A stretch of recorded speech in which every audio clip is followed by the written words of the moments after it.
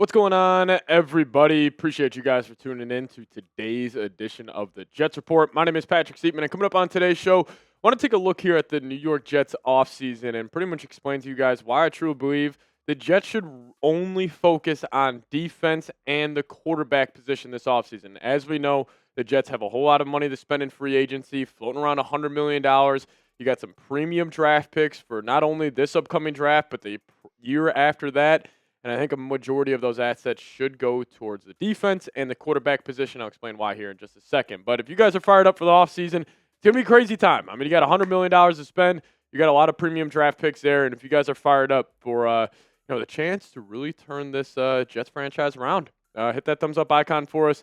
These regular season games, I'm not saying they're meaningless right now. I mean, obviously, you're looking at the development of a lot of these young guys, but the offseason is really when the Jets are going to be able to turn this thing around. So if you guys are excited, hit that thumbs up icon. So the biggest reason why I think the Jets front office and Darren Muji and the whole crew should really focus in on the defensive side of the ball and the quarterback position is because I think you have pretty much every other box checked offensively because you got a really good offensive line. I don't think you need to make any additions whatsoever to the offensive line, maybe besides some depth pieces here and there.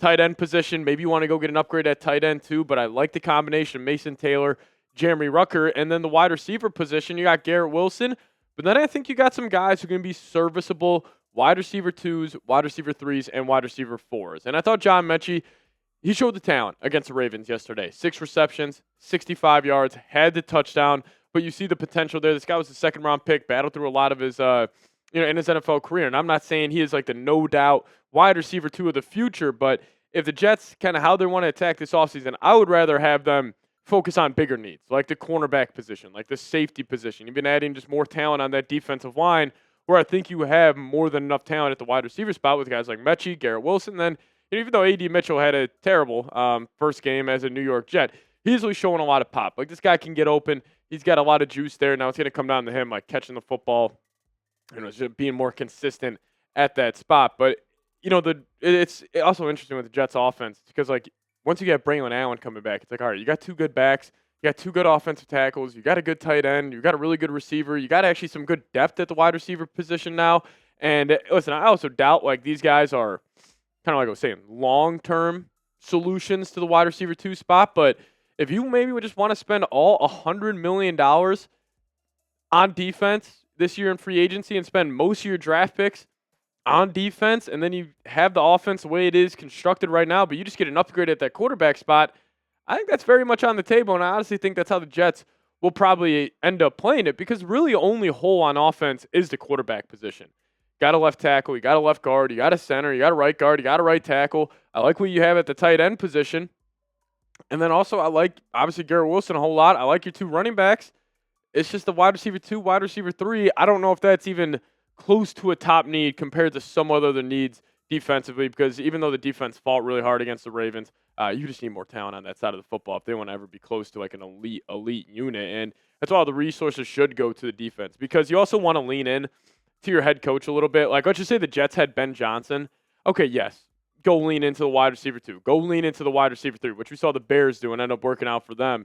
Obviously getting, Luther Burden with pick 40. You ended up bringing in a bunch of new offensive linemen. But I think if I was the Jets, you want to lean into what Aaron Glenn does well, and that's the defensive side of the ball with Steve Wilks. You want to lean into those guys. You just need a lot more talent over there on that side of the ball. And, also like Breece Hall, I mean, the guy's awesome. I mean, he had 4 catches for 75 yards today. He's just a dynamic back. So you also got to assume with that $100 million you have in free agency, you're going to spend a lot of money on John Simpson. You're probably going to get Breece Hall around $12 to $15 million per year. Hopefully nothing more than that. But I like all the, just the bones you have in place. Like, it's not like this Jets offense, even though they are bad right now, it's not like you, need to go out and get, a couple weapons and a couple offensive linemen and a quarterback. If the Jets' only addition on offensively this offseason is the quarterback position, I would be more than cool with that. But maybe you guys disagree with me. You guys let me know your thoughts in the comment section. Do the Jets need to target wide receiver 2 this offseason? Give me a Y for yes. Give me an N for no. You guys let me know your thoughts on the Jets offense down below. Now, today's episode of the Jets Report is brought to you guys by PrizePicks. The hard-hitting football action is even better with PrizePicks. The weather might be changing, but the feeling of being right never gets old. So keep the season rolling on PrizePicks by getting $50 instantly in lineups when you play your first $5. Now, PrizePicks is the only app that offers stacks. I mean, you can pick up to the same player up to 3 times in the same lineup. If you guys want to pick more on Josh Allen's pass yards, rush yards, and touchdowns, now you can't pick all of them in the same lineup, only on PrizePicks. And you guys can also follow other PrizePicks players directly on the app and copy their lineups in just one click. Whether it's a friend, a celebrity partner, or just someone whose picks you like, hit that follow button and check out every single lineup they create in the new feed tab on PrizePicks. So download the PrizePicks app today, plug in promo code CLNS to get $50 in lineups after you play your first $5 lineup. That's code CLNS to get $50 in lineups after you play your first $5 lineup. A massive shout out to PrizePicks for sponsoring today's show. PrizePicks, it's good to be right. All right, I do want to wrap up today's show talking about the quarterback position and mainly just showing some love to Tyrod Taylor. Tyrod Taylor, he had a lot working against him today. He was, first off, just named the starter early on this week. So first game truly being the starter for this Jets offense. Doesn't have that same relationship and chemistry with some of these wide receivers because when you are the backup quarterback, you're not getting any first team reps at all throughout the week. So he had to really get accustomed to that. He was also playing on the road against the Ravens in Baltimore. The Ravens defense this year, if you look at overall statistics, not a good unit, but they are playing some great football right now. And they're always a well-coached team. They got a boatload of talent on that side of the field. And also, he had no run game. Like, for the first time all year, the Jets really couldn't run the ball whatsoever. And I thought Tyrod had a pretty damn good performance. It was a ballsy, it was a gutsy performance. Obviously, when he only put up 10 points, it can't be too good. But I just at least like the stones that Tyrod showed. And you actually watch the Jets offense today, and it's like, oh, this is what it could look like with a real quarterback playing. And I'm not even saying Tyrod's a top 32 quarterback alive right now. He's a high-end backup, but Fields was so bad, it just kind of makes me think what took so long to make this switch?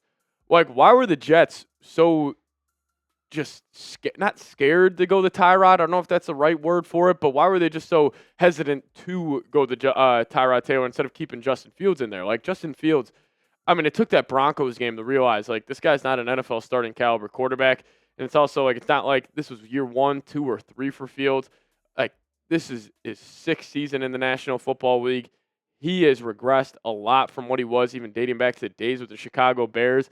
And I don't know if it was just because they gave him probably that $40 million contract with $30 guaranteed this offseason. They're like, man, we got to try to make this work out. But I just felt bad for the other guys. Watching Tyrod play, I'm not saying the Jets would be a 6-7 win team if Tyrod was in at quarterback, but maybe they would have been a 4-5 win team right now. And listen, Fields could have been the tank commander.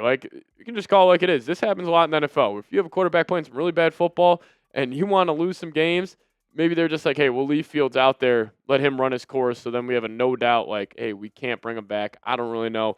But it is a little concerning just from the process side. It's what took so long to go to Tyrod? You see these guys every day in practice. You have seen how bad Justin Fields has been. And then now you want to make the switch heading to Week 12. The season's already said and done. But Tyrod's probably going to be a starter for the remainder of the year unless he completely collapses. But probably the best case scenario for the Jets offense. But it won't be Tyrod or it won't be Justin Fields being QB1 next season for this Jets offense. So you guys let me know who will be QB1 for the Jets next season. Drop that name down below in the comment section. And also hit that subscribe button on your way out. Happy Thanksgiving week to all of you guys. We'll still try our best to give you guys a video every single day here on the channel. So hit that subscribe button today. I'll get on out of here. Go Jets.